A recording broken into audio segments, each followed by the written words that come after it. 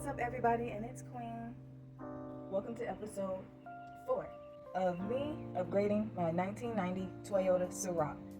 Today, we are installing my crown cap covers for my aluminum rims.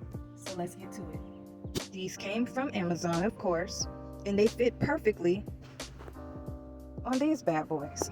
They come with a special adhesive on the back. They are so beautiful. I'm going to peel this off.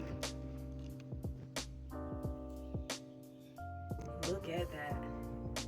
They look good, y'all.